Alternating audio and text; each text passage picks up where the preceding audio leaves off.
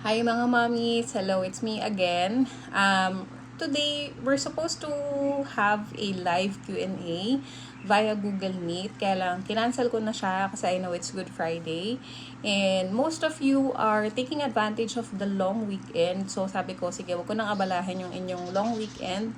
Enjoy nyo lang yung inyong vacation. And mag-record na lang ako ng video. Kasi yesterday, merong nag-comment dun sa isang video ko about my transition from corporate employee to freelancer.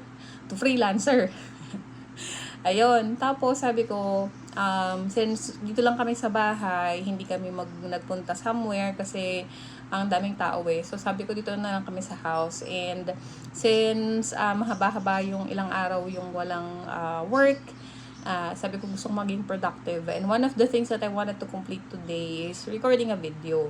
So, ano ba yung comment niya? Sabi niya doon sa isang video, na-appreciate niya daw yung video na yun kasi parang gusto rin niya mag-transition from corporate employee to a freelancer. And hindi siya parang masyadong nadidiscuss yata or meron man mga nag-create ng pero hindi siya meant for corporate employees diba? Kung parang nakikita ko kasing videos ay paano ba kumita halimbawa sa freelancer, ano ba ginagawa ng mga freelancer, mga ganon. Pero yung transition talaga, or paano magsisimula ng freelancing career kapag kagaling ka ng corporate or local employment, medyo hindi siya masyadong na pag-uusapan. And because of that, itong video na to is gagawin ko siya. So, paano nga ba mag-start as a freelancer? So, I think the first thing that you have to really do is understand ano ba yung freelancer or ano ba yung freelancing. I-check mo muna if that kind of setup is for you. So, kasi hindi talaga siya for everybody. Hindi siya for everyone. Ano yung difference ng local employment at saka ng freelancing?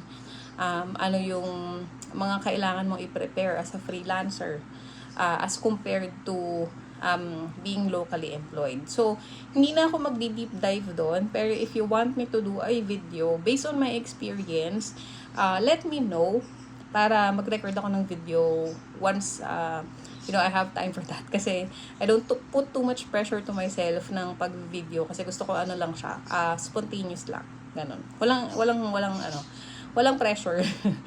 Ayun. So, going back, ang next naman na you have to identify is the type of service that you want to offer as a freelancer. And I think most of the people who want to transition, yun talaga yung hirap na hirap sila. Kasi ang kadalasan na nagiging reason or nagiging start nila or starting point nila is yung potential income. So for example, ang dami mong makikita na ads ng mga gurus sa Facebook halimbawa, nag-run sila ng ads, tapos ang pinopromote nilang course ay Facebook advertising, o kaya naman ay SEO, SEO manager ba? Yun ba yung position pagka SEO? O kaya naman social media management, mga ganon. Tapos ipapakita nila sa iyo yung potential income. So ikaw naman, ma-attract ka doon kasi parang wow, ang laki naman ng kita na to. Ganyan. So yun yung parang nagiging starting point ng iba. Where in fact, dapat, for me ito kasi naging experience ko actually, galing din ako doon. Galing din ako doon. Parang nagkaroon din ako ng shiny object na, oh my God, parang ang ganda pala ng career ng Facebook advertising. Sige, try ko nga. Kasi ang ganda daw ng kita, ganyan-ganyan. So, nag-aral ako ng Facebook advertising. Only to find out na hindi siya para sa akin. So, ayoko na kumbaga, I'm sharing this experience with you para hindi na kayo masilat doon sa part na yon na magsispend kayo ng pera para aralin yung mga course without really evaluating yourself. Ano ba yung skill set na meron ako? Ano ba yung mga interest ko? Ano ba yung mga bagay na ini-enjoy ko? And from that, or from there, mag-decide ako ano ba yung pwede kong i-offer as a service. Para wala nang back and forth, or wala nang trial and error na magaganap. So, yun yung kasi talaga, madaming mga freelancers na nagja-jump sila from one offer to another. Kasi, ang pinapakita lang kasi most of the time ng mga gurus is yung tip of the iceberg, which is yun nga, yung or tip of the iceberg or yung cherry on top, which is yung mga matataas na nakita, ganyan. Pero, yun, siguro for me it's good to have that kind of motivation. Pero always ask yourself and tell yourself na hindi naman sila nakapunta dun sa posisyon nila na yon ng ganun kadali. Okay? Ng overnight success lang, hindi. So, ayun. So, going back, you have to assess yourself. Ano ba yung skill set na meron ako? Ano ba yung mga ina-enjoy ko? And from there, what would be the service that I can offer to clients as a freelancer? Okay?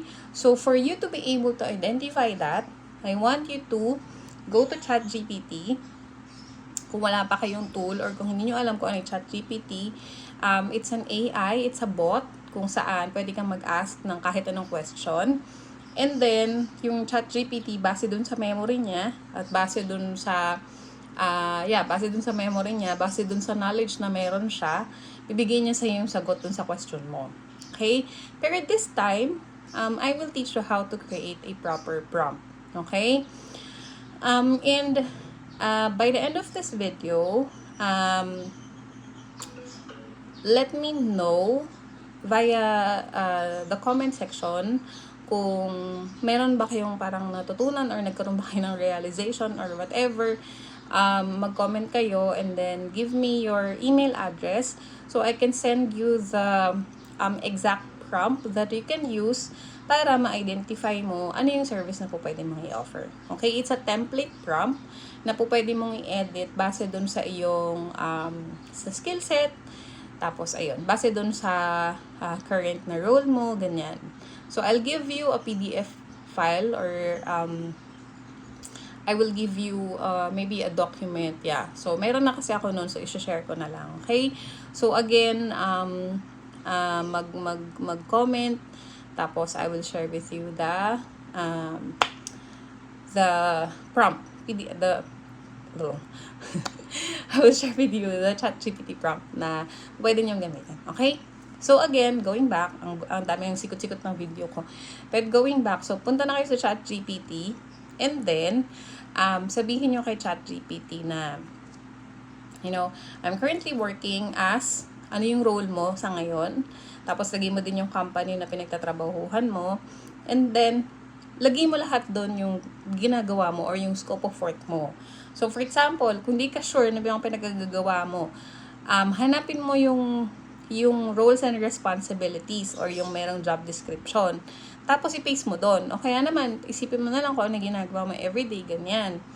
Tapos, after mo ilista yung mga tasks, yung mga day-to-day tasks na ginagawa mo or tasks na ginagawa mo, lagyan mo din yung ibang skills mo doon. So, for example, kahit anong skills, hindi kailangan, huwag kang mag-overthink dito ha. As in, ilagay mo lang talaga lahat. So, for example, kunwari, you're good at drawing, pero sa corporate, you're in accounting department, ganyan. Pero you're good at drawing. You enjoyed, kaya naman you enjoyed writing, ganyan. Writing poems, ganun. Basta anything na ini-enjoy mo, lagay mo doon lahat. Okay? Tapos, hindi ka matatapos dun dapat. So, kunwari, meron ka dun sa mga nilagay mo na task and roles and responsibilities mo. Meron ka dun na mga ayaw mong gawin. So, sabihin mo dun sa baba, may mga certain task ka, na ito yung mga task na ayaw ko. So, exclude mo yan sa consideration. Parang ganon. And then, once done ka na maglista ng mga task na ginagawa mo and yung mga ine-enjoy mo, sa bottom part, ilalagay mo siya na based on those information, can you help me figure out what type of service I can offer as a freelancer? Ganon siya. So, mag-uulit yun ng magbibigay yun sa'yo ng suggestions base doon sa nilagay mo. Ngayon, kung hindi ka pa din masaya, you can edit the initial prompt na ginawa mo, tapos mag-add ka doon. Ayun, ganon. Okay, so hindi naman siya ganon kahirap. You just have to sit down and really think it through para nang sa ganon, maging mas accurate yung ibibigay sa yung result ni ChatGPT. Okay, so I think that's it. Pwede pang isang susunod doon na is kung paano ka makakakuha ng client or paano mo ma-identify yung mga niche or niches ng client or niche or yung business industry nung o pwede mong i-target na client. Let me know again dun sa comment, tapos magkukwentuhan na lang ulit tayo because it's better for me to talk than write kasi mas madali yung mag-record ng video. So, ayun lang po.